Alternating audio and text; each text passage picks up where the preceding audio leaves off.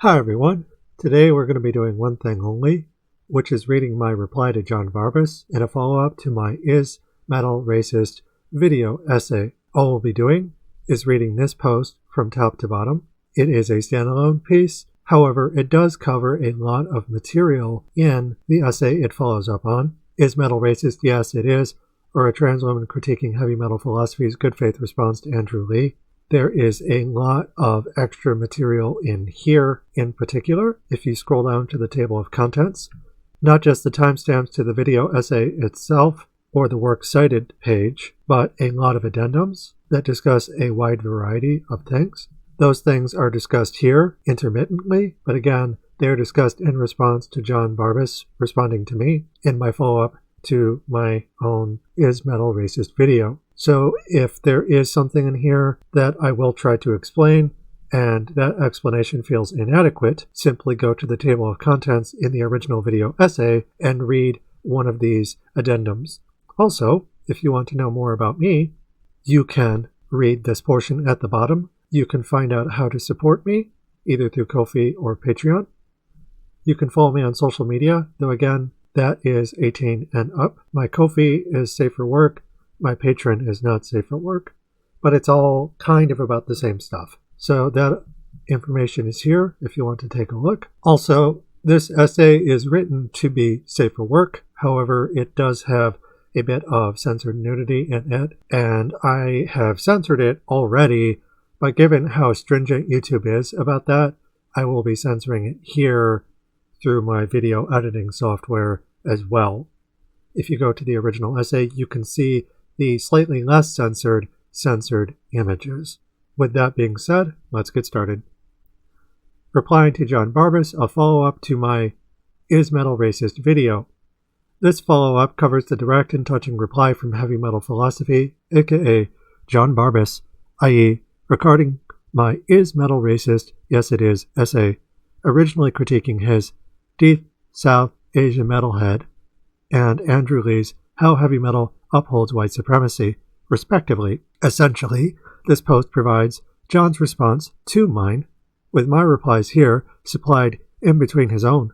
However, while I am an instructor and invigilator of forbidden knowledge, and some of these answers will be rather long and spicy, this response will be far shorter than the original essay. Note, this essay was proofread with my partner Bay's help. It remains part of my Sex Positivity book series, which continues after its June 2025 finale in small form content. Disclaimer: all opinions are my own, i.e. as part of my research conducted alongside my book series, Gothic Communism. The material within is written, speaks about public figures and popular media for purposes of education, satire, transformation, and critique, hence falls under fair use regarding copyright and free speech regarding defamation.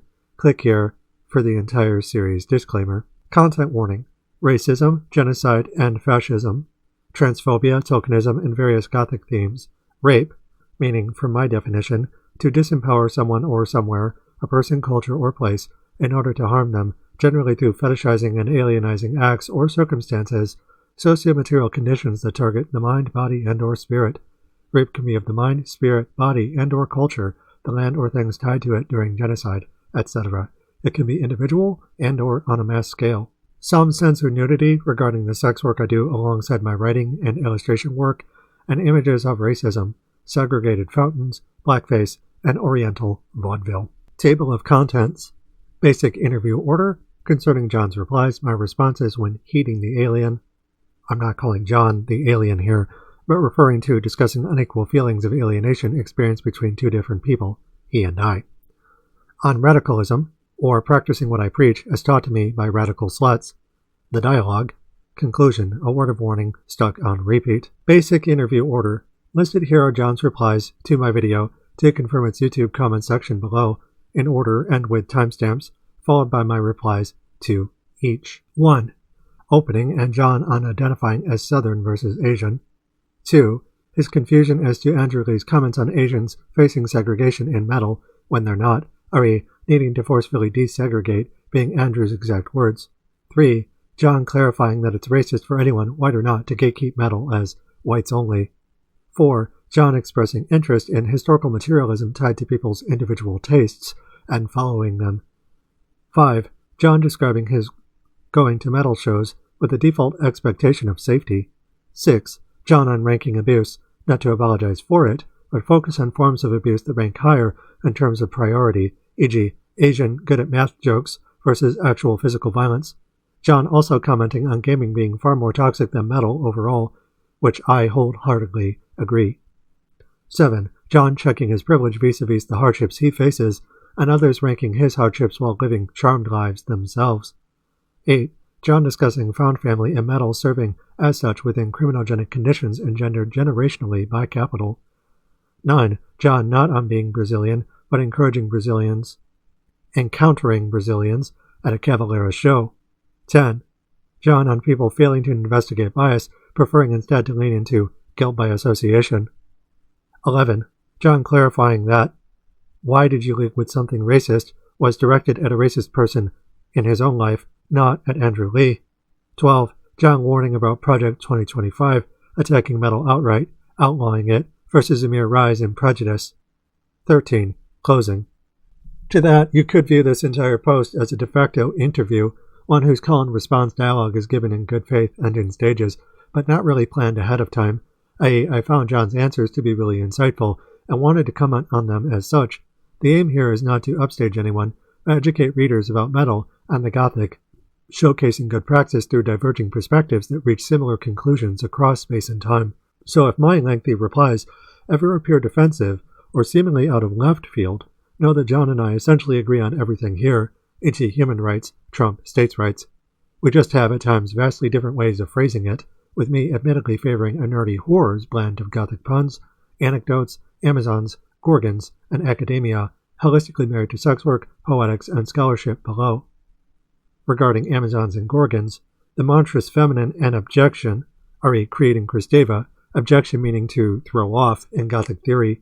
Generally this happens into a state of abnormality, the out-group, all to reinforce normal, the in-group, as the status quo acting dogmatically superior to arbitrarily alien things, e.g. said status quo primping nature as monstrous feminine, alien, meaning the Gorgon and things comparable to, of it, i.e. nature is alien, criminal, or otherwise other, tied to workers, often sex workers, the Medusa and its proxies, common recipients of the abjection process, being furthered. Re, the state, enforcing its own status quo for profit under capital, thus raping nature as placeholder for labor, whether human or not, and the environment.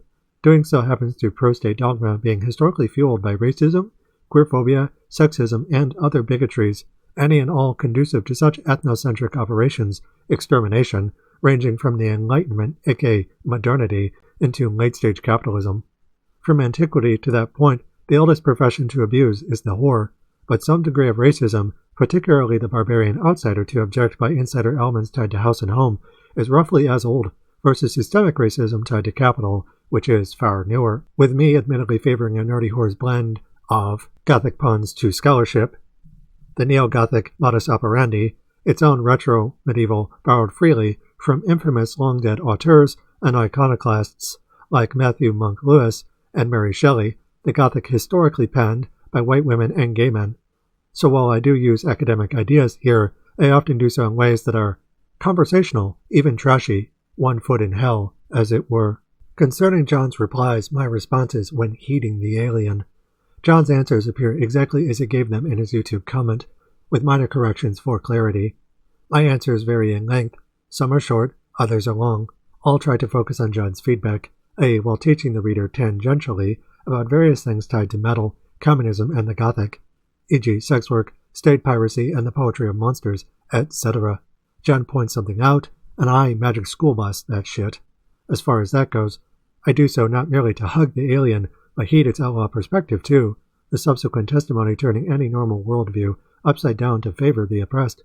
That's basically what heeding the alien means in this context, i.e. me as a white trans woman sex worker academic, and Jon as an Asian straight man farmer and metalhead finding common ground, both of us living in a giant if slowly dying empire like America.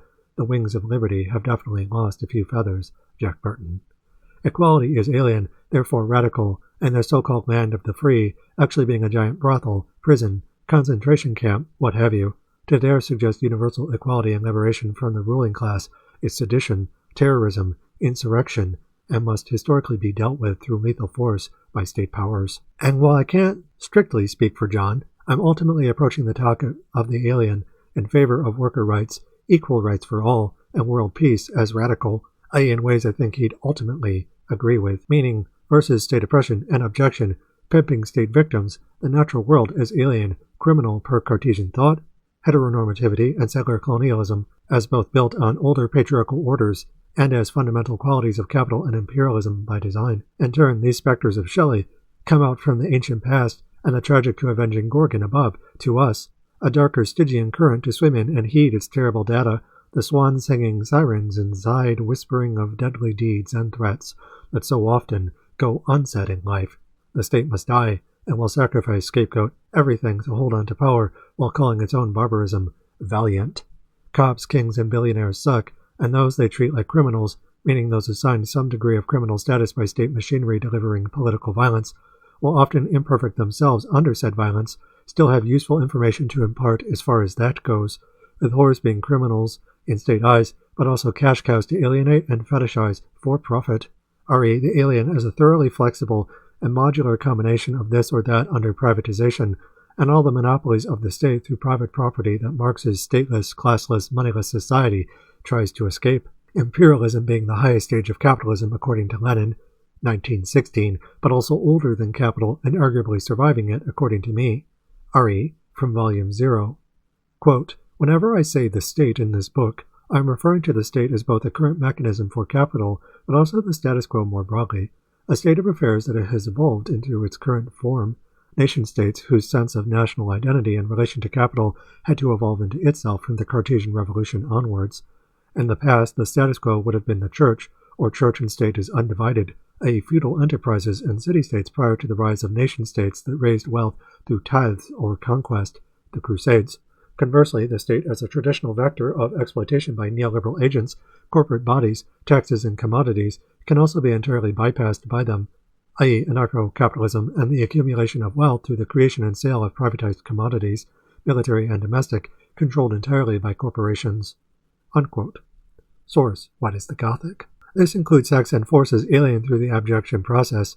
While it's easy enough to focus on violence removed directly from sex, e.g. underground street fights, and white man's discount Orientalism, including those curious empathetic varieties lovingly explored by always hilarious and proudly Irish YouTuber Napoleon Bonaparte, see above his excellent King for a Day, A Tale of Two Fight Clubs. The fact remains that sex is violent, i.e. insofar as state proponents, cops, will outlaw, then brutalize heroically for profit, and which workers on the receiving end must pantomime to speak out regarding. That's what I bring to the table when responding to Jon in this dialogue. There is always another alien to heed, including the alien parts, correspondents of ourselves and our friends rooted uncannily on home turf. Aliens are fucking metal, but also part of who we are, i.e. that which state forces demand we periodically deny and self-destroy for them, raping ourselves like Roman fools, acolytes of the Medusa giving herself a haircut or lobotomy in state parlance to appease state barbers. Whatever empty promises fascists make, whatever sex, drugs, and rock and roll they try to monopolize as weird incel nerds, cowardly lions entirely dependent on the system to relate to others purely through unironic dominion, they're not really worth it, babes. They're bad actors completely full of it, posturing as strong, but in truth are little more than paper tigers attacking state victims by blaming the whore. The performance of strength not automatically a proletarian feature, what Michael Parenti in Black Shirts and Reds calls a false rebellion, and I describe as pimps in disguise. Regarding blaming the whore, as I write, everyone loves the whore, including the bourgeoisie profiting off sacred ideas of Satan as whore. Power is something to perform then. The performance is repeating and playing out through endless variations for or against the state pimping nature. The state is an addict that can never stop exploiting nature, i.e. having only doubled down on its own dogma over time. And this is where we can work our magic on the aegis. The elite love the whore to pimp, rebels to hoist her foes on their own petards. On radicalism, or practicing what I preach, as taught to me by radical sluts, Rome wasn't burned overnight, and radicalization is a multi-stage rocket. Nor did Gothic gay anarcho-communism, as I coined it, sprout ex nihilo. The means of doing so was taught to me by other radicals. Keeping that reality in mind, please note that while a lot of my current work is quite radical, I also wasn't always radical enough to produce it. Once I was in the closet, and far more bigoted than I presently am, me from the late aughts.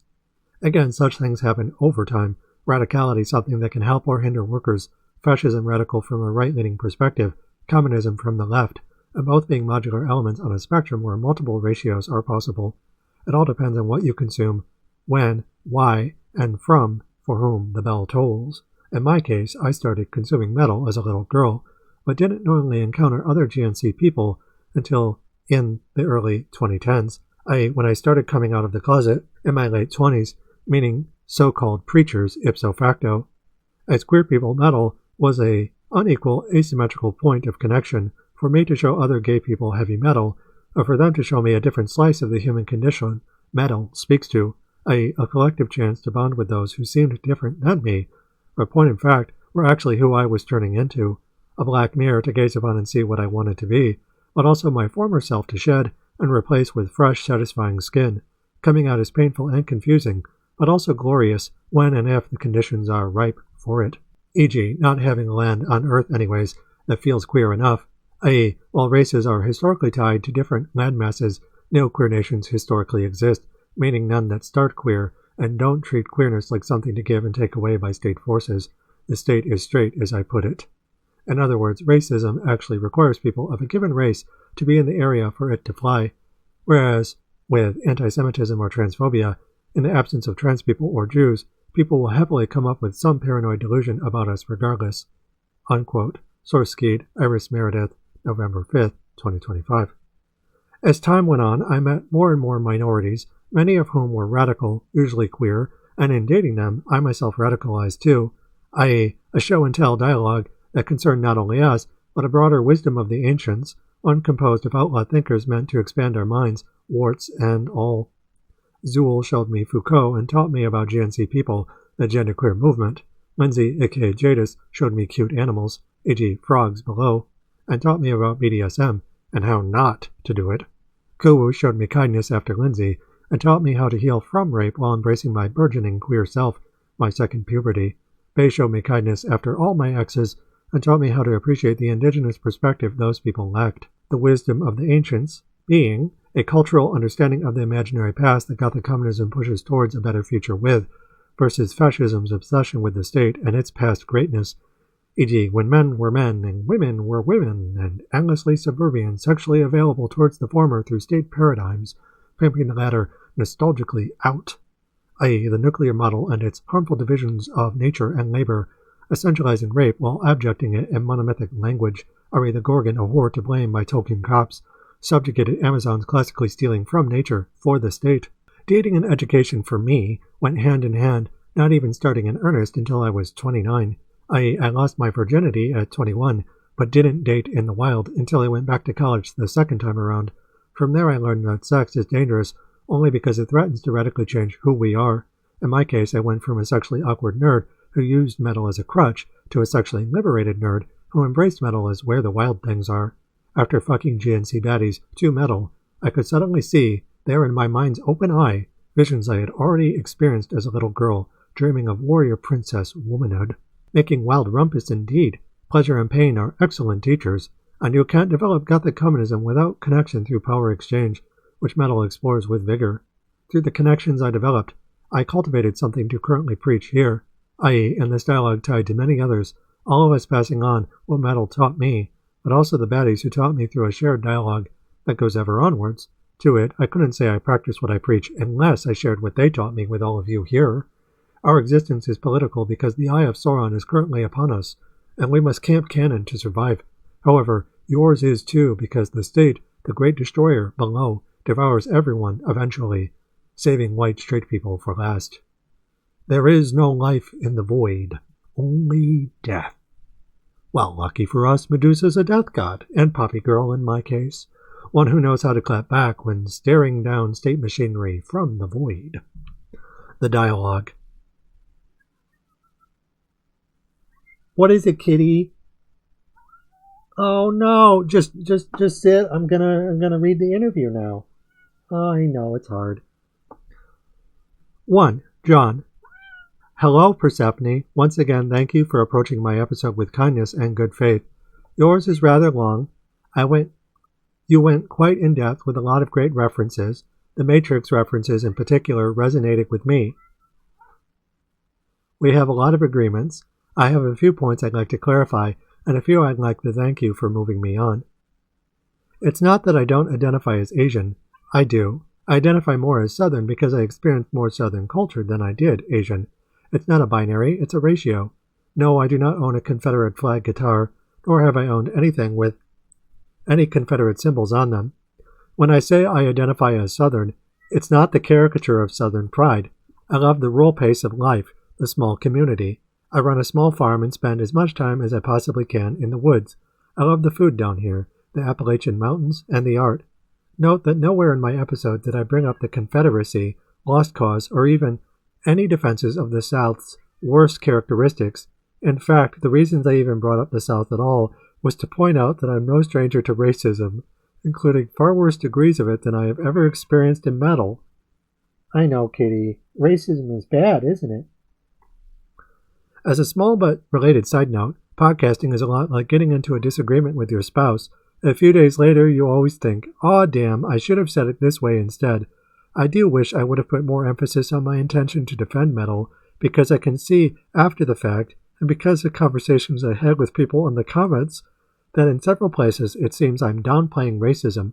My intention was never to downplay racism, but to illustrate that while no space is perfect, metal has been a net positive even in a place as flawed as the South. If we believe the stereotypes, the southeast of the U.S. is the most racist place in the country, and yet even in such an environment, metal has been a net good for weirdos and outcasts down here. Me. That's entirely fair. For me, it was the inverse. With me having grown up in southeast Michigan, but having been exposed to more Dutch culture than explicitly Michigan culture, as I grew older, I found myself alienated from my Dutch roots, too. Divorces do that, my parents separating when I was 10, and me only going on to critique my grandfather after I came out, above. Instead, I found my family among queer and neurodivergent people, both in the streets, sheets, and online, with me really starting to come into my own in my late 20s, returning to university after my uncle's family business fell apart from 2014 onwards.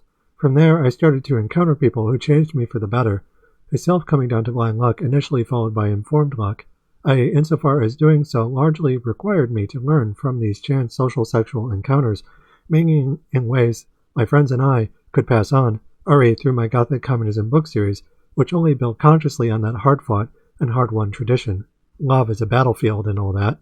Holding on to my past while changing into someone new, Persephone plus Vanderward becoming Brundlefly, as Jeff Goldblum might put it. I really agree with the idea of ratio versus binary. Such things are not fixed, but remain in flux throughout our entire lives, what in medieval thought is generally referred to as a psychomachy, or mind battle.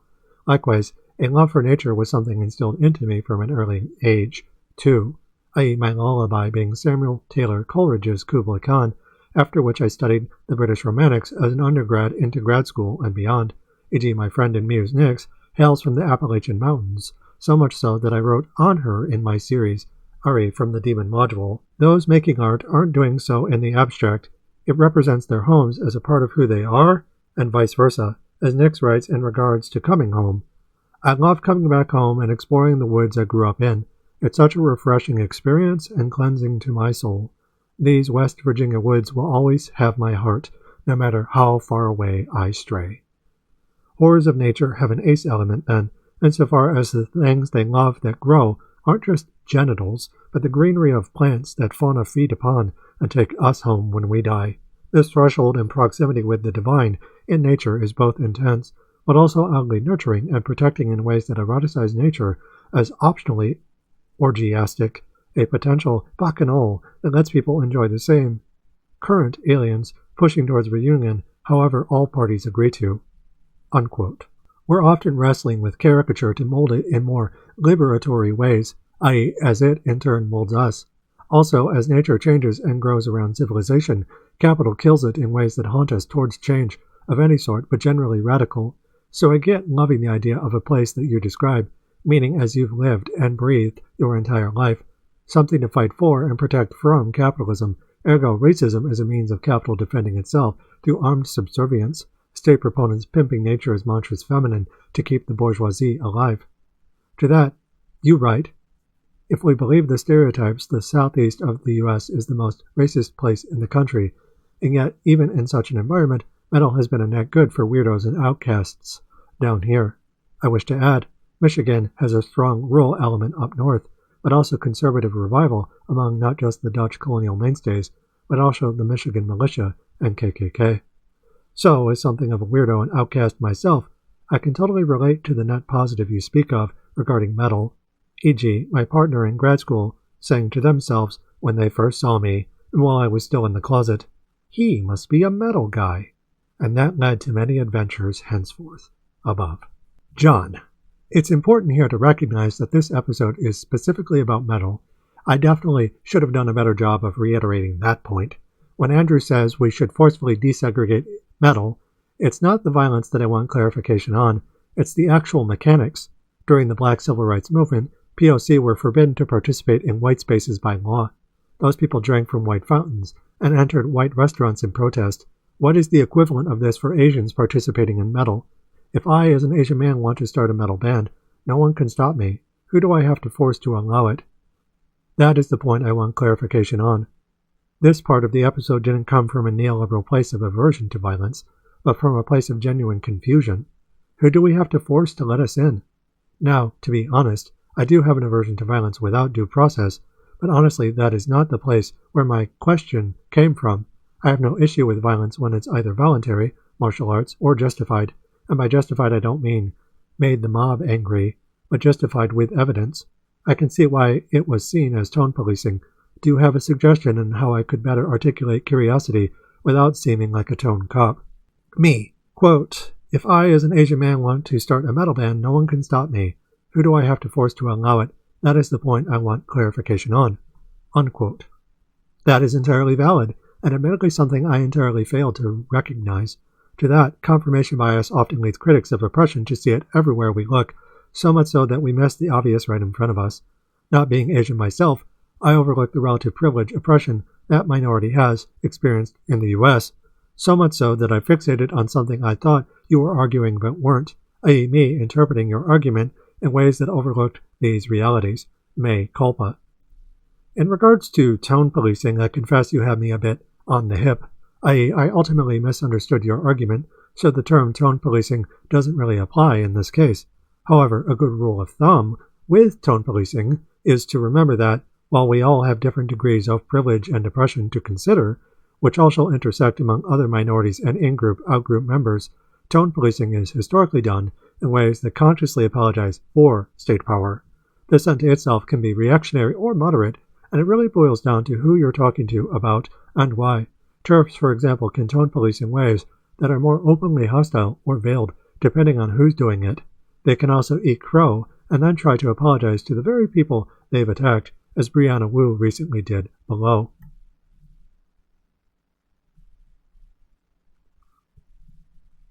The reality is that tone policing is just that, a form of police activity that is often stochastic, serving state power in unofficial capacities, i.e. blaming the victim and insisting for politeness from the oppressed when there's really no grounds for it. Again, I really don't think that's what you were doing, and I may have been a tad sassy when implying it at the time. However, if you ever feel worried that you're tone policing others, just keep those ideas in mind and try to avoid them. Like racism, tone policing is punching down, and generally happens to veiled threats, knowing better rhetoric, and auras of self-righteous impunity, therefore superiority. The very sort insulating and justifying the kinds of assholes who ordinarily tone police victims of state abuse, i.e. the white moderate problem from Martin Luther King onwards. Real token shit. This happens when some minority or the other, consciously or otherwise, punches down instead of up, emulating white moderate straight men first and foremost. As far as that goes, I can't speak to the Asian side of things, but GNC traders do so to the detriment of all, re. Brianna Wu. Take Brianna Wu, imagine the Asian male straight version of that, and avoid it like the plague. Also, don't defend Nazis by tone policing anti-fascists. John. Here is another place where I could have expressed myself much better.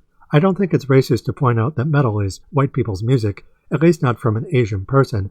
It does seem to feel more racist if a white person declares metal as white people's music. I do think it's racist for Andrew's friends to shame him for doing something other than what his race is supposed to do.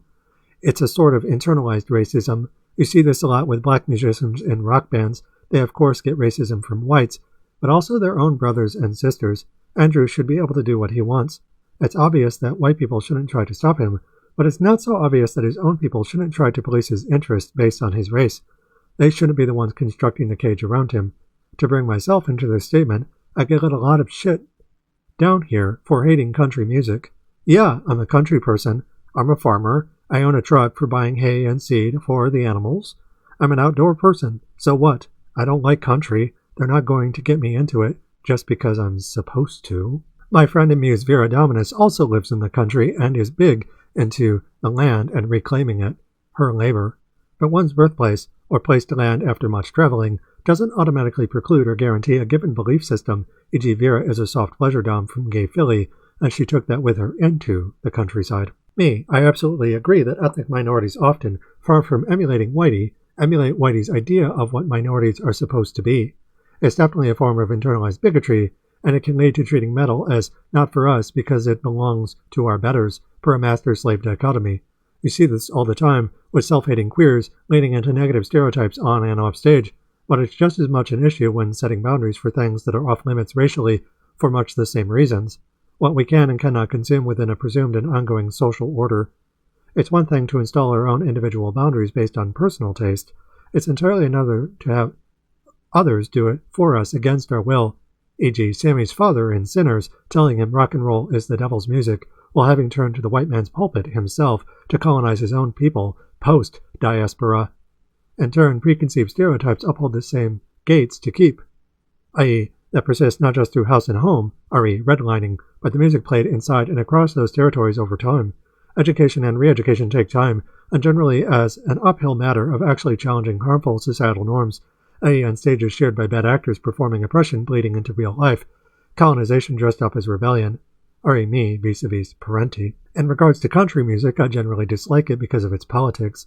Yes, I've seen some fine country shredders and singers' personalities, e.g. Brad Paisley and Dolly Parton, respectively, but the national attitude it advertises upholds the very white supremacy Andrew warns about, i.e. an experience to prescribe to a nigh-biblical degree, the lived experience of the straight white man acting far more oppressed than he actually is playing missionary on home soil, often in bad faith by middle and upper-class men, e.g. Mike Rowe from Dirty Jobs, or Graham Plattner's Nazi tattoo and that whole business, but also Ted Nugent's 1995 Spirit of the Wild, the so-called Motor City Madman playing white Indian above. As my partner Bay Ryan puts it, American white men and any colonized nation, e.g. South Africa, love to treat freedom of speech as, I want to say something regardless of how true it is, and you not only have to sit and listen to me, you have to agree with what I say. It's a complex of entitlement.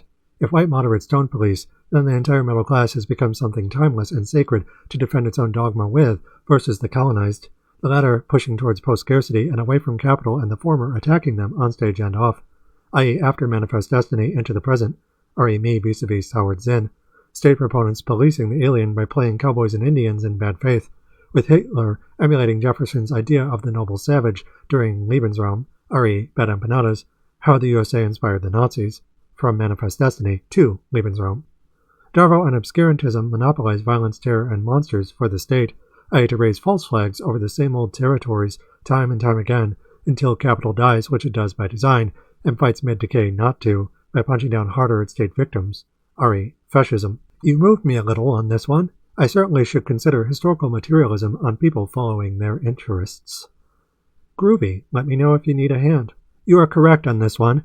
I haven't felt unwelcome at metal shows because I don't go to shows where that would happen. Fair point. I would add to that point that these kinds of shows are so rare that I have never felt the need to make sure before I go to the club to see a show. If Arguslent came to Atlanta, then yeah, I wouldn't go, and that's about it. Or if I see a show where they aren't advertising the venue, where they say the same venue will be revealed the day of the show, yeah, why are you all doing that? I ain't going to that show. These examples are so rare in the scheme of the millions of metal bands and shows as to be something I don't even consider. I go to metal shows with the default expectation of safety. That's a pretty good thing to be able to say about metal. Me. That's totally valid. I haven't been to a metal show since 2010, and in those days it was largely word of mouth. Mike, the metal guru, always coming into our family store, shooting the shit with me while I played metal on my refurbished laptop, kind of like a used record store without the records. A huge part of harm reduction is communicating safety, and it sounds like that's still very much the case, similar to when girls go out to the club. We talk and know what to look out for. Also, I very much agree about metal and safety going hand in hand, e.g. my friend Nick's going to metal shows to revel in a community that you can't easily find anywhere else, RE from Volume 3's Rock Stars, from rock and roll fans and Jimi Hendrix's penis to horror movie special effects. Rock concerts are an excellent place to conduct iconoclastic praxis by getting together and having fun with metal as something that can bring peace-loving people together out of free love and Woodstock into more recent metal spheres. Just beware of colonizers as always. Even when it's done just as a joke told by your heroes like Jason Newsted, expect pushback from fans of those people unironically defending the Nazi fucking salute as a bad joke. i.e. when silly trans people like me try to spoil the fun by pointing out that no, the Nazi salute shouldn't be done for funsies. To defend free speech is to defend white people's right to do the Nazi salute as canon. It's war and rape apologia executed by the oppressor class's class traitors, white boys, and token people. You see any black dudes doing the Nazi salute for fun? If they want to, they may, but most don't for a very good reason. It serves no purpose but to disparage them and their entire culture. To pretend otherwise by dismantling the paradox of tolerance is more bad faith nonsense, perfidious arguments made by bad sons taught by bad fathers, prison sex with a mind that makes these boys the collective bitches of capitalism. Bitches love metal for what it allows them, e.g. the freedom to remove their clothes at shows, with clothes invented arguably after music. To be frank, stripping is historically a form of rebellion, exhibitionism, one that feels more comfortable when the people around them, voyeurs, don't make the boobies feel weird, e.g. to be seen, not heard, cover up, smile more, etc. In terms of the ethics of stripping at shows, Vino Veritas holds true centuries after Bacchus, with alcohol served at modern venues that often have cordons dividing the parents and kids from the extramarital adults, so-called 18 and up shows, venues. Obviously, double standards exist regarding male nudity versus female nudity, but the important thing is informed or implied consent, the enclosure of such spaces being where entrance happens with the expectation of sex, alcohol, and all-around rowdy atmosphere. This isn't a tax audit, it's a metal show, when in Rome, a practice played out by the partygoers looking to go wild. Consent is generally understood, advertised by the larger venue, and those attending, a chance to meet but also be unicorns, e.g. Harmony Corrupted above and below being a massive metalhead and exhibitionist. From the Gorgon to Us, the antidote to Puritanism, which divides and conquers labor for profit, thus rape, is public nudism. RE, when the man comes around, show him your aegis. i.e. nudity for Amazon's Gorgons is an armor and a weapon, but also a form of data exchange, hence mode of discourse to convey on multiple registers across space and time. Her ass was there. Capital is a system of pimping whores of all kinds, so learn from whores in ways that undo this process of objection, monstrous feminine. Bitches love metal because metal, despite the appearance of danger, is actually a danger disco of sorts, i.e. promoting calculated risk during paradoxical exposure and temptation of forbidden knowledge, a bit like a BDSM dungeon, minus the open kink, e.g. Harmony Corrupted, above. Such things are instrumental towards development of communism, and they are classically taught by workers at or comparable to such pirate brothel venues. RE from Volume 1's Healing from Rape. Since I was small, I always pondered about appropriated violence and rape fantasies, even though I didn't know that's what these things were. Eventually I learned, meeting Kuwu as someone who liked to ponder about and transmit these stories to transgressively sex-positive forms. A lot of proletarian-minded workers do, male or female, but Kuwu taught me that getting ravished can be incredibly fun, thrilling, and or hilarious. Likewise, ravishing someone who's high, asleep, or both can be super fucking hot, provided it's mutually consensual in advance. Someone can't consent after they're drunk or asleep. Kuwu taught me that. To play with sex is to play with power through sex. Kuwu also taught me that appreciative, sex-positive rape fantasies are not actually rape. They loved the show Lucifer and would fantasize about being taken by the actor of that show as someone sexy and strong, but also a little dangerous. I learned this while having a previous understanding that appropriative, canonical rape fantasies function as rape threats at various registers, e.g. be a good girl and don't have extra premarital sex, or Jason Voorhees will cut your head off with a machete. As it turns out, unironic and ironic rape fantasies and demon lovers are tremendously common, but so is their eliding during liminal expressions that seek healing from rape through rape. Such ubiquity comments on state abuse as ever present, but denied, displaced, dissociated. Abject. Spending time with Kuwu, I learned how to reverse this through our own stab at Ludo-Gothic BDSM. We could play around with rape as a form of theater, involving many of the usual cliché activities, choking, above, and sleep sex, but also BDSM commands and unequal power arrangements, e.g. Kuwu being my mommy-dom. Gothic fantasies invoke the heroic person as capable of murder and rape, but choosing not to. John: Yes, you are correct. I am ranking abuse. When it's assumed I might be good at math, I rank that much lower than a black dude down here being told, "Get out of here," word you can imagine, which, by the way, I have never seen at a metal show. This goes further into my overall point that the South is a racist hive, and yet even down here, metal is one of the most welcoming spaces. Further, I rank the math jokes a lot lower than getting jumped by half a dozen dudes in the school locker room.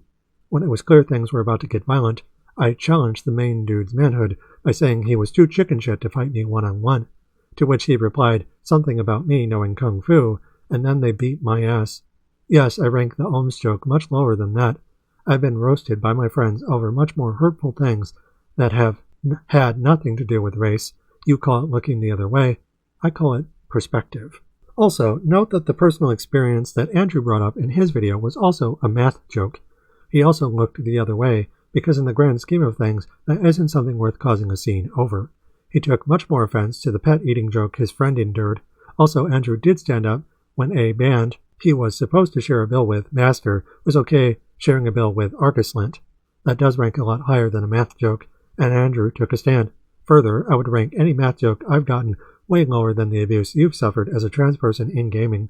I think you would agree with me that gaming is a far more toxic, abusive, and downright dangerous space than metal is. Overall, yes, though again I did experience some blacklisting in the online YouTube metal community for being queer. RE, giving my 2 cents a metal compendium, eventually ending because no one wanted to call me 2 cents girl versus 2 cents guy. Also, however, I have received transphobic content or actions, which is extant online regarding metal after I came out as trans in 2022, but that probably has more to do with the internet than the live metal scene and metal culture more broadly.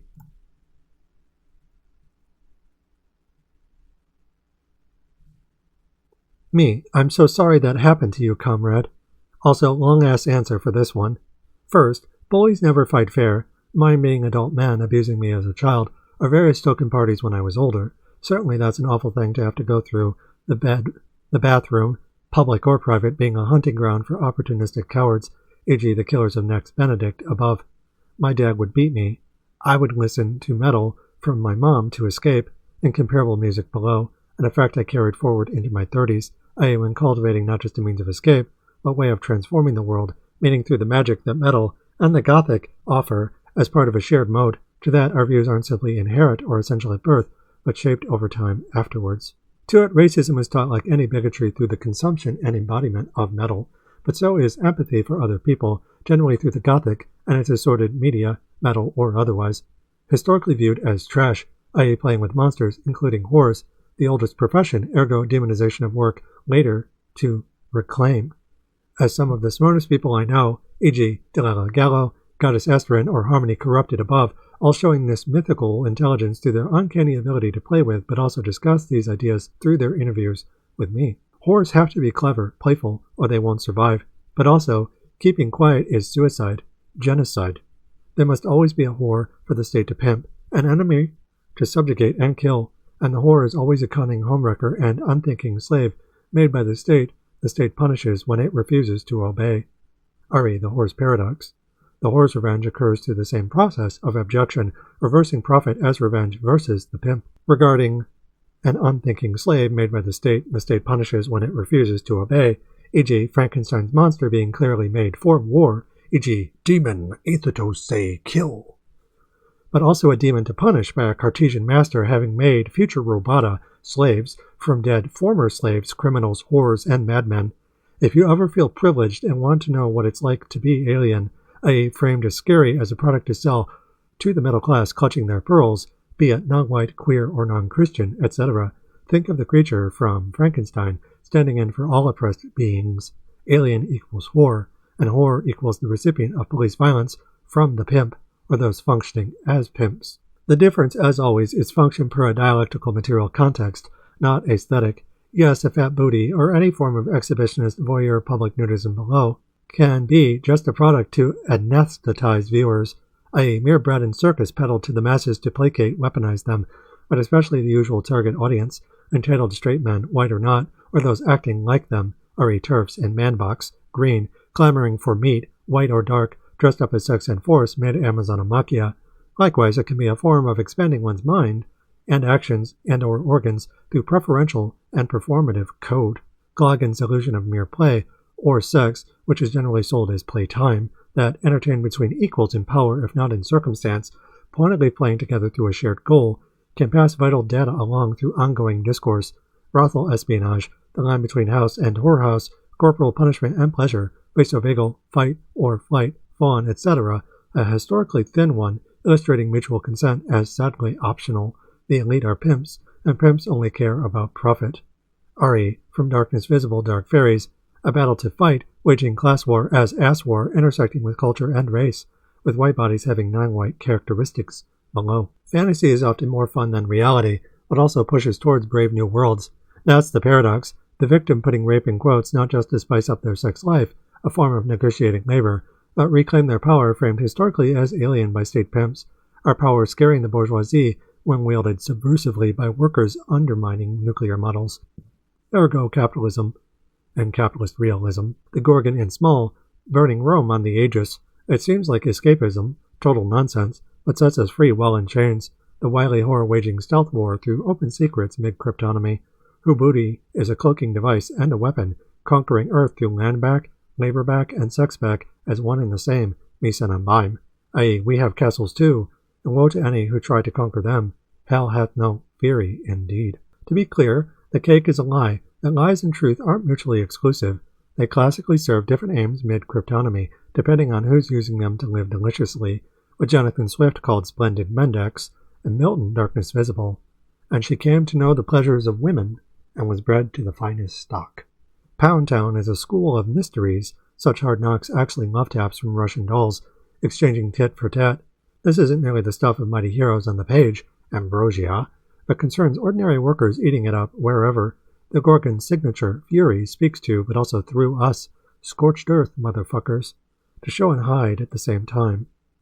Refer to Volume 1's Introducing Revolutionary Cryptonomy, and Volume 3's Chapter 5, Rebellious Subterfuge, for a good introduction, exploration of cryptonomy tied to heavy metal, and the stuff that heavy metal sings about, from damsels to demons.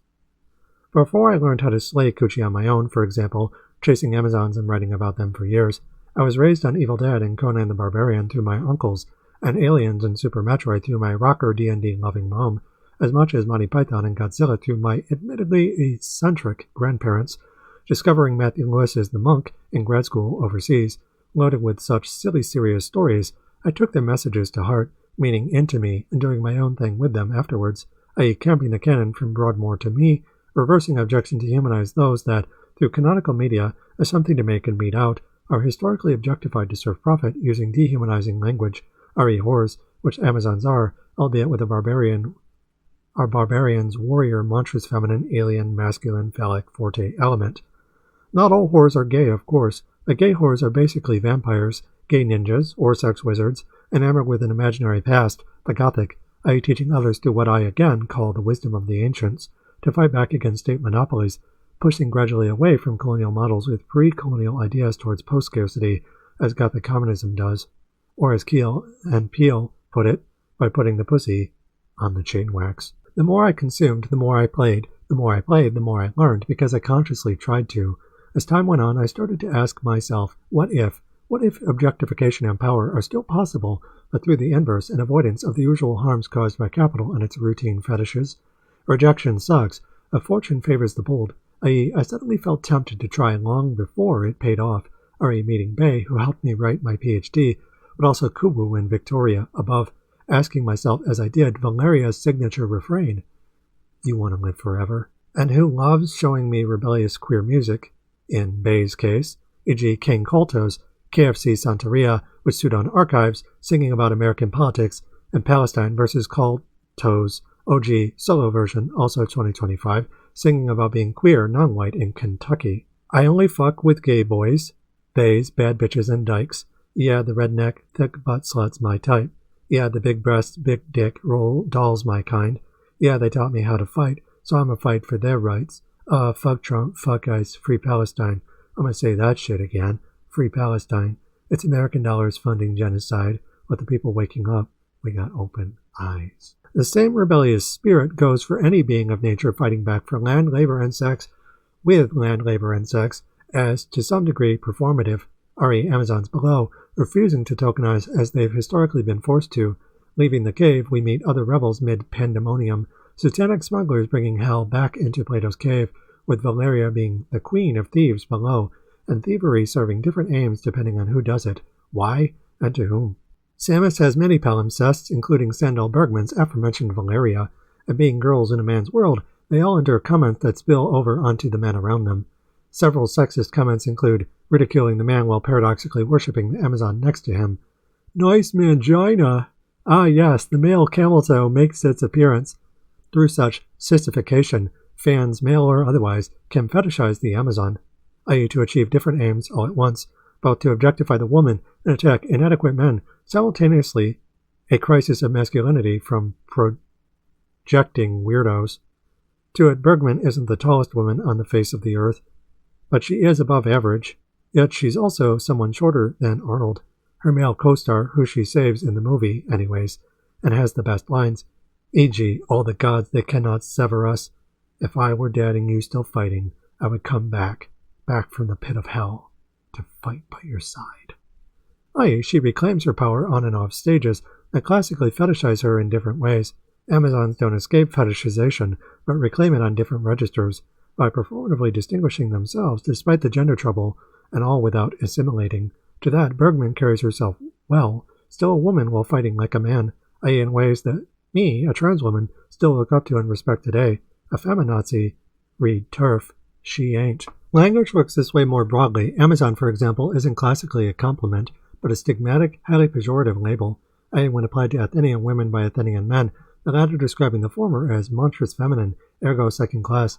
Yet actresses like Bergman, despite the historical censors surveilling them, have reclaimed Amazon to varying degrees of cryptonymic success, i.e. from their classic police function, the act of doing so transforming the aesthetic without changing its appearance, into a sexual to asexual public nudist weapon with no set role, and one that anyone can use for any purpose. The same reclamatory aim plays out for similar insults once camped. For example, a timely and self-delivered manlet can be fine, insofar as it speaks out against abuse, i.e. as much for reclamation through admittedly self-depreciating humor as genuine insults delivered unironically by insecure dickheads, the ability to insult oneself paradoxically a form of control, thus power. Context matters, an ostensible put-down becoming venerative just as easily as not, e.g. Short King, i.e. depending on who's talking and why.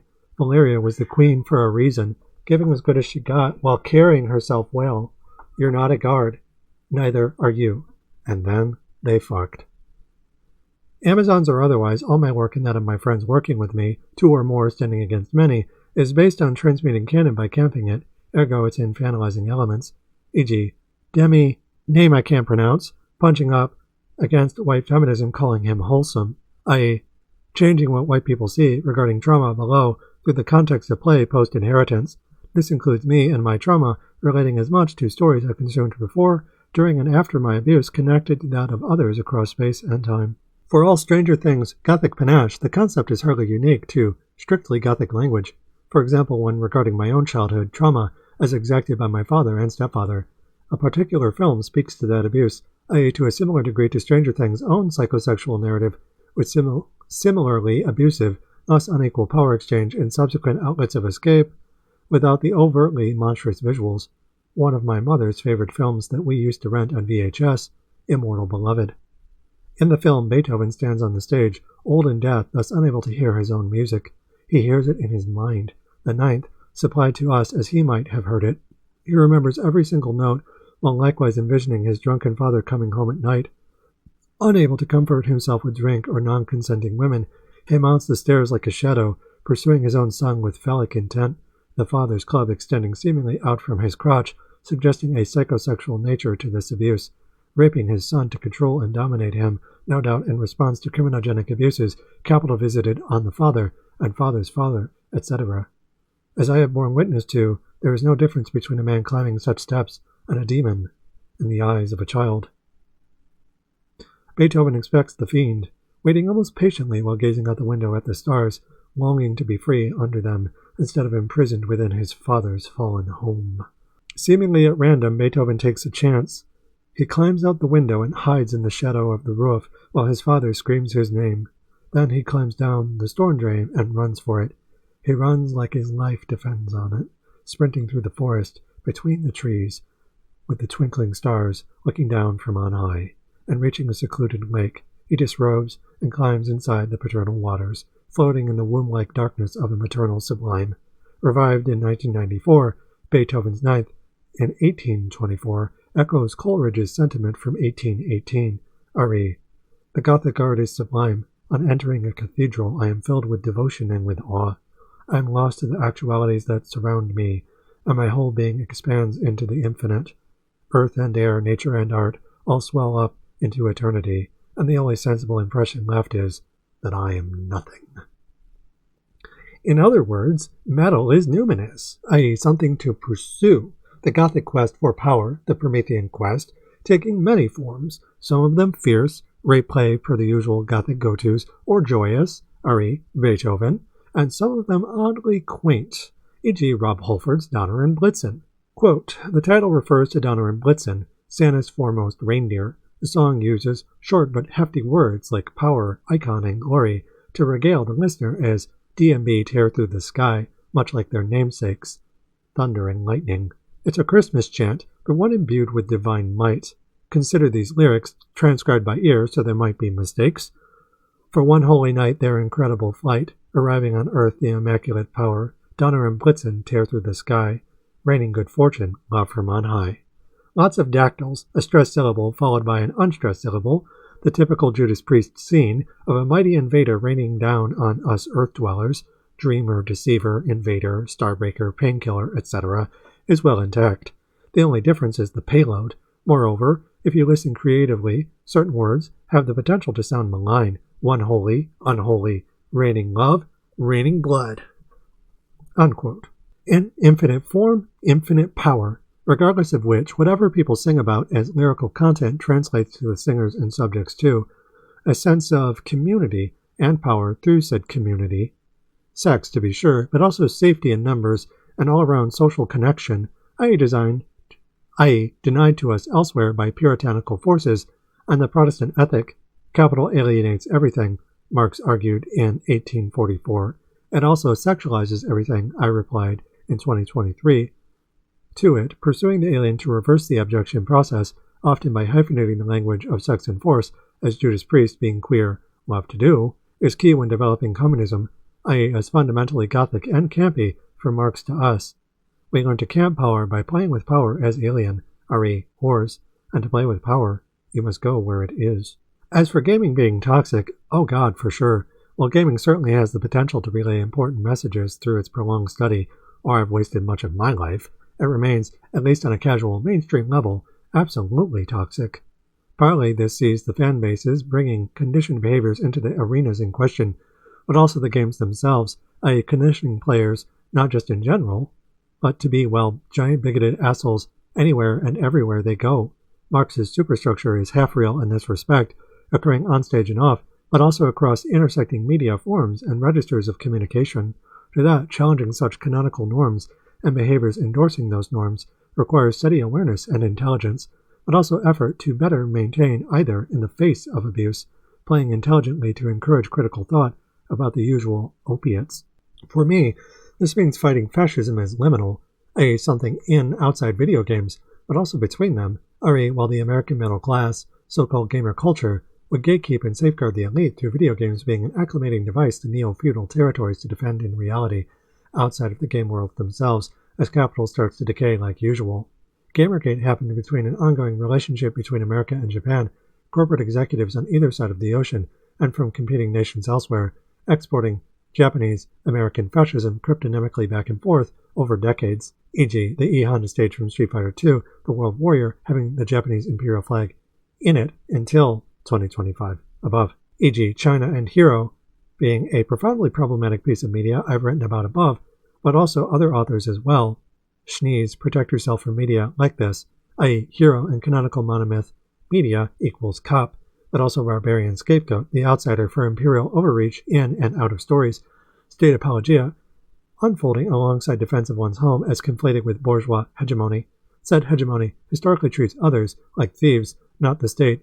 It's a classic middle-class trick in Gothic, i.e. from Radcliffe's banditti into more recent stories stuck in a pro-state past, meaning towards Scooby-Doo and similar false flags, any and all raised by the real pirates owning the cops, corporations, and the state, who direct gentrified workers, classically artists, authors, and actors, to blame others, often individual scapegoats, for state theft of worker resources.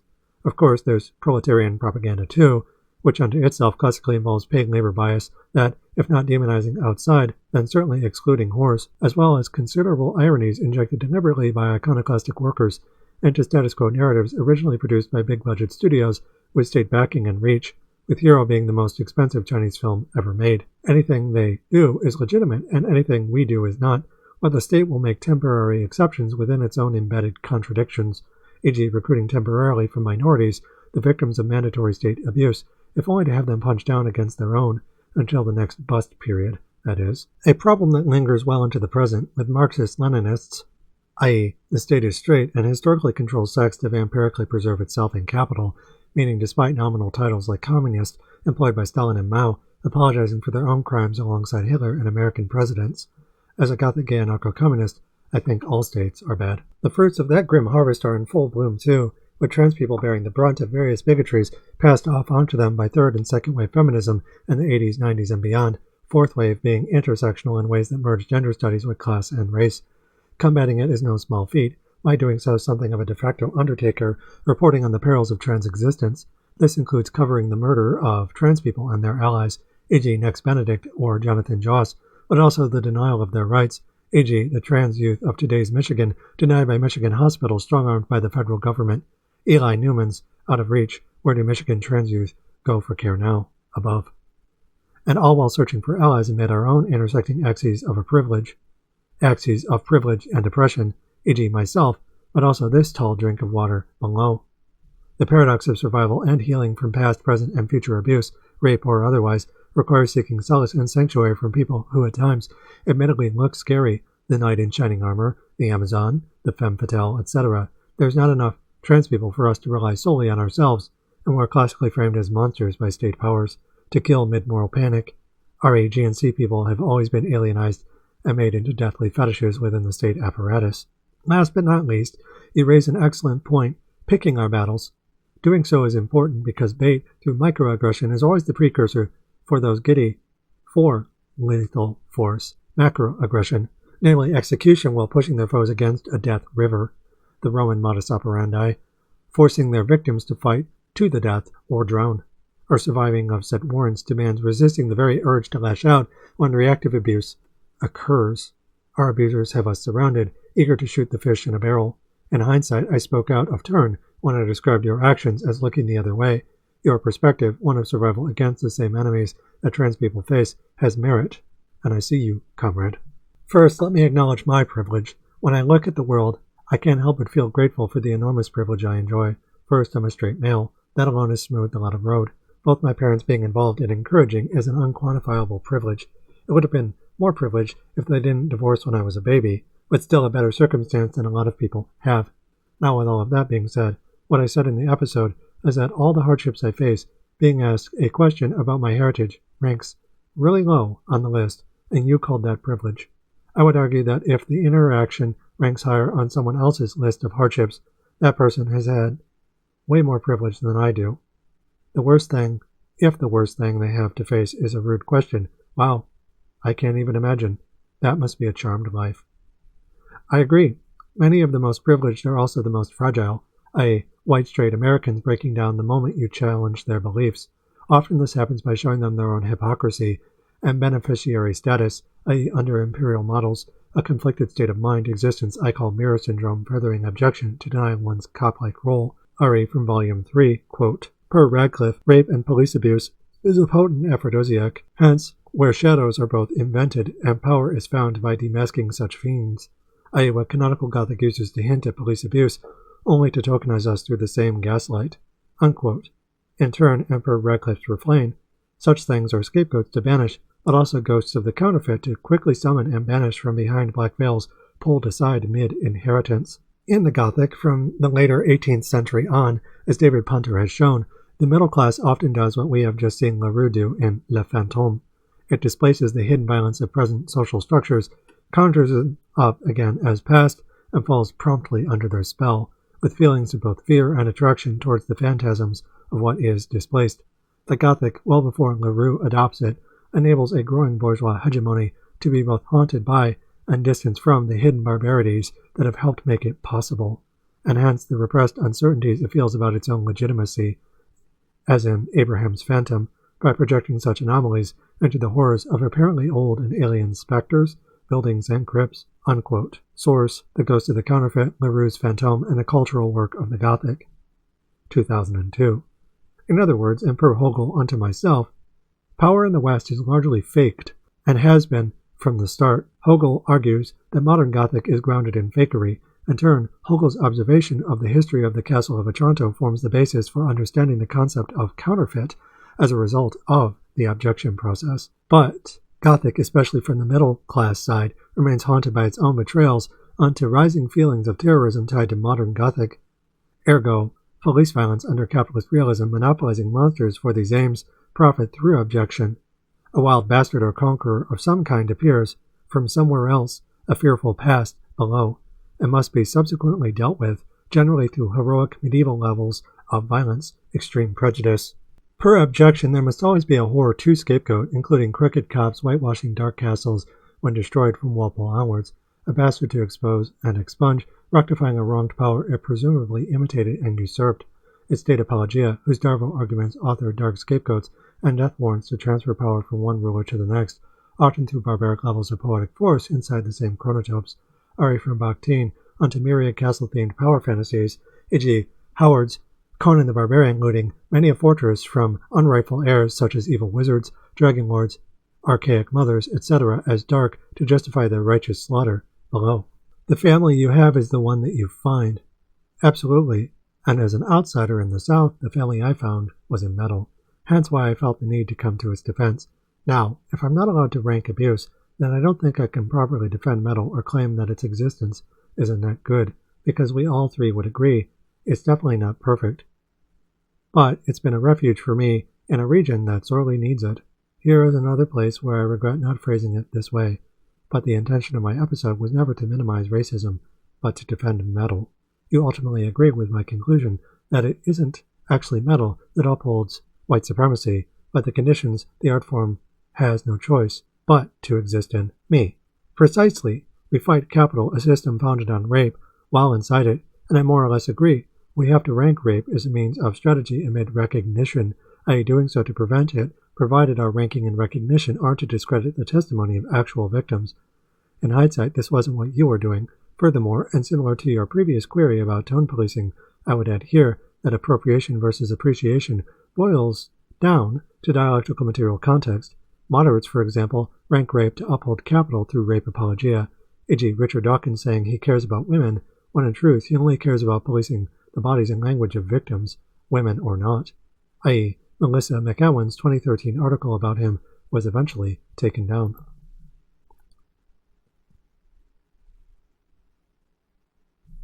Quote, for many survivors of sexual abuse, lasting trauma is defined not by the actual acts, not by their quality or quantity, but by the support they receive following the abuse. Dawkins notes that, as soon as he got away from his abuser, I ran to tell my friends, many of whom had had the same experience with him. He may not recognize that as a crucial point in his not suffering lasting harm, but the fact that he immediately found support among peers who validated his experience, who neither shamed him nor called him a liar, and the fact that years later they would still speak to one another about the abuse after the abuser died, is an invaluable resource to a survivor, which many of us do not have. To the contrary, many survivors of sexual abuse are silenced and neglected and shamed by the very people who are meant to support and protect us. Unquote. The difference between someone like Dawkins and victims like us of any kind of rape, power abuse, reading the room, is just that, victimhood in service to workers and solidarity. Well, Dawkins was abused himself, McEwen reminds us how he used his lived abuse to encourage further abuse systemically, to bury his feelings and punch down, in other words. He's a cunt. To clarify, as to be crystal clear, ranking abuse, but especially rape of any sort, is generally done to deny its existence, e.g. I was raped, then accused of not actually being raped, i.e. by someone who is defending a crypto-fascist from criticism, a form of tone policing that bullies the victim while blaming and gaslighting them. Quote, Gen X Gamer in A Token Picket Goes Full Mask Off Fascist, May 11th, 2025, goes full mask off, i.e. this time saying he'll prove that I'm a fraud, only to employ witch hunt and conversion therapy arguments while dead-naming me and misgendering my friends and I. He also apologizes for sexual, sex worker abuse, slut and kink shames myself and others, hates on artists, poor people, service workers, denies the validity of my arguments and relationships, calls me a coward for talking about my own rape, and attacks my professions, are a sex worker and erotic artist fundraising for sex workers and disabled people, with him literally comparing me to Andrew Tate while confessing to his own wife being a sex pest, all while still being racist, sexist, and transphobic as he, brown noses Carl Jobst. Dude straight up is asking Carl, a broke crypto-fascist who misled his own audience, to fleece them, now a matter of public record, Ari the judge from Billy Mitchell's lawsuit certifying Carl's defamatory actions, to sue me for calling Carl and Gen X racist. Unquote. This certainly wasn't what you were doing by critiquing Andrew Lee then, or me now, and it wasn't my place to tell you how to protect yourself in your day-to-day life, i.e. when weighing your abuse against that of others, i.e. reading the room as it were. Solidarity is a balancing act, and self-preservation is totally fine, provided we don't punch down. John. No, I'm not Brazilian, at least not that I'm aware. I just spoke clumsily there. As Atlanta is the main market I travel to, I usually see a relatively decent ethnic mix at shows, though definitely still majority white. However, when I saw Cavalera, the room was majority South American, probably 55-45, and I heard a lot of Portuguese. I can easily discern between Spanish and Portuguese thanks to martial arts, so I'm reasonably sure they were mostly Brazilian. I had never been in a room with so many Brazilians, even more than a Brazilian Jiu-Jitsu seminar. Me, there is something entirely profound about being the odd person out, a member of the outgroup in a given environment, or my Animal House analogy from the essay itself above, but also my having been the only white person in a given room, and not entirely welcome for it, usually regarded with curiosity, suspicion, or even mistrust. Trust is earned, and mistrust is sown over generations, in ways that compound over time, aiding the bourgeoisie by dividing and conquering labor across the polity of class, culture, and racial lines, or Marx's tragedy and farce axiom from the 18th Brumaire, 1852, rather than get upset and merely insist that other less privileged people worship the ground I walk on. I've tried since then to learn how to read the room, i.e. in ways that can change the pattern, by breaking the cycle to understand why whiteness isn't always welcome in non-white spaces. To this day, my Mali partner describes how white folk historically don't like to be othered, discussions of voluntary kink aside. Quote, we had a discussion recently about the word savage, and how one of my exes, Kuwu, used to say the word was historically genocidal, thus should never be used by anyone. Yet they were white, and in your opinion, didn't really have room to speak for indigenous peoples about their own terms of genocide, and how they should use them. It bothered you that white people get so high and mighty about the oppression of other peoples, and yet when I described frisky behavior from you as savage, attached to you being a cute little fuck goblin, I gave myself pause, and I asked you what you thought about me using it, remembering Kuwu all the while. You replied, matter of fact, that the term savage was accurate, and you weren't bothered by it, but that it boils down to personal preference per person and those they interact with regarding overlapping axes of oppression and language thereof. To that, you are my feral little gremlin, my trickster in the forest, and I love you with all of my heart. What you called pakaha, a Mali word used to describe non-Mali people, but generally in reference to white New Zealanders. It isn't a slur any more than gringo is or Gaijin, but white people don't like to be othered, i.e. called cishet, white, or otherwise not recognized as being of the in-group in some shape or form, e.g. cracker. Bay adds, good white people of New Zealand, aka Aotearoa, Mali for land of the long white cloud, will self-identify as Ngati Pakeha, excuse my bad pronunciation, or belonging to the people of the colonizer group, specifically of European descent. In my case, I just try to acknowledge that I'm white, and that means various things, sort of the inverse of the "you're black" gag from Lethal Weapon 2 above.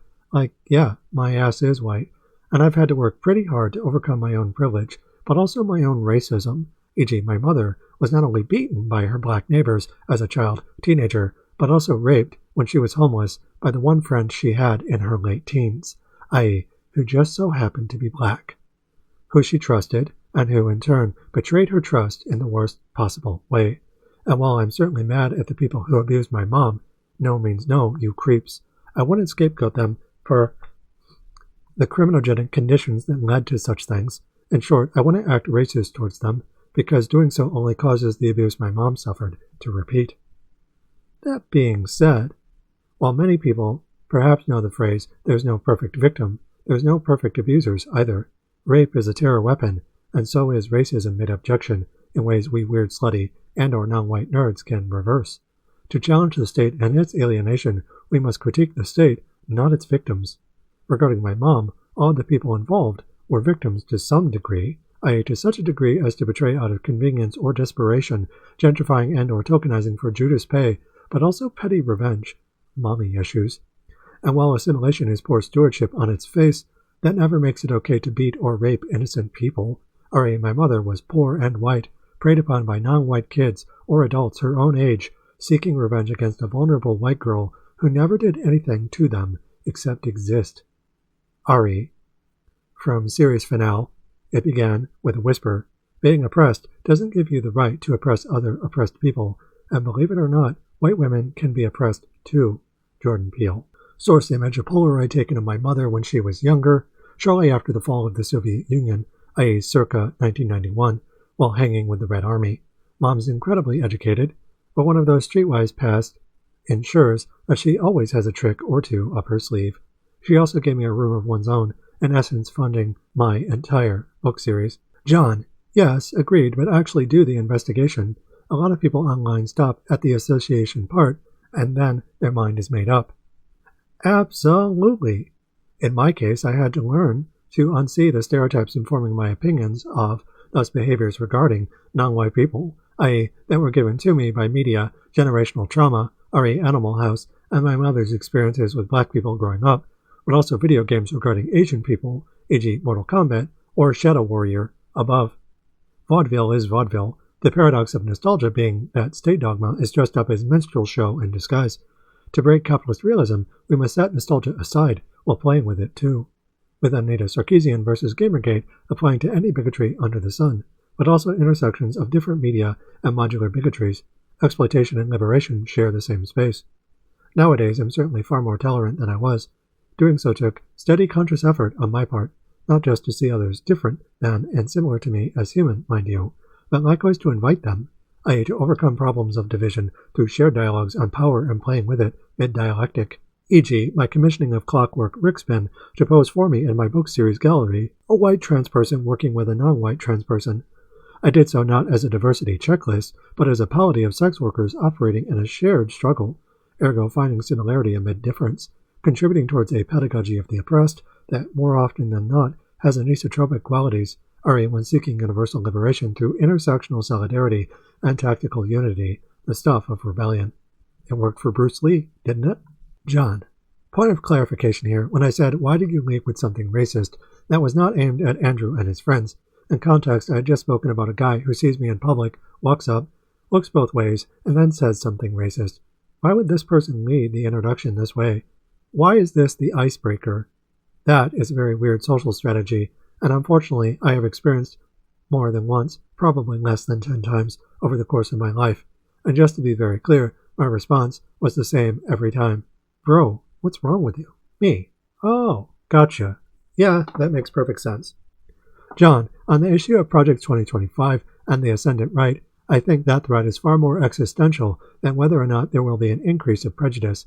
I believe if Soren's eye turns the metal, it will be after its very existence, rather than attempting to further segregate it.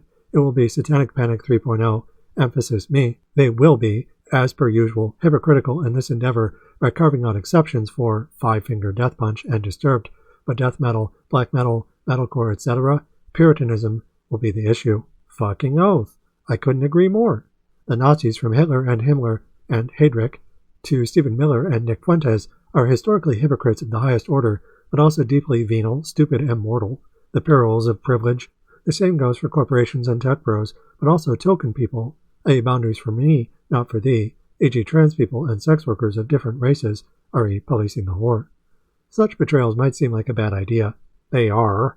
And queer people can betray just as much as anyone, but often are infiltrated by outside actors who are either closeted and or bad faith, i.e. fascism is a gang, and said gangs have their own ladders of preferential mistreatment, not to play with the language of the alien to prevent harm, but directly assist in its systemic continuation, undercover cops furthering objection through the cryptonomy process below. As Bay puts it, fascism is scared, and to sow fear among others to a higher degree is them trying and failing to hold on to power. Likewise, it's the queer liberals who make a life out of it that really get my goat, i.e. I'm not going to slag off a young liberal, not when they have room to radicalize and grow, and put the pussy on the chain wax. Concerning fascists, they might be bad actors, and in more ways than one, they remain dead serious in pursuit of power despite being sad little weirdos who think that rape, without quotes, equals love. For them and theirs, unironic domination, thievery, and lying for the state to cause harm and consolidate billionaire positions within capital is baked into their culture, their existence, their entirely insipid, brute force, and incredibly meaningless ways of life.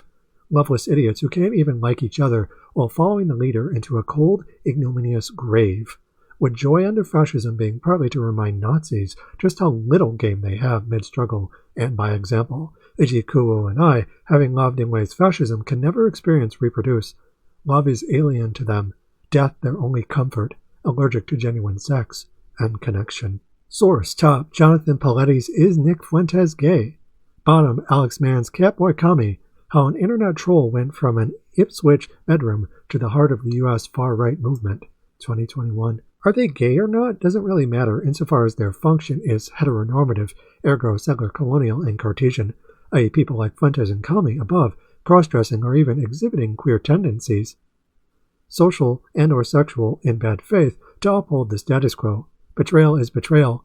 Refer to Inside the Man Box or patriarchal nerdy hatred against transgender, non-binary people, intersexuality, and drag for discussions of these ideas regarding catboys, twinks, and drag queens, etc.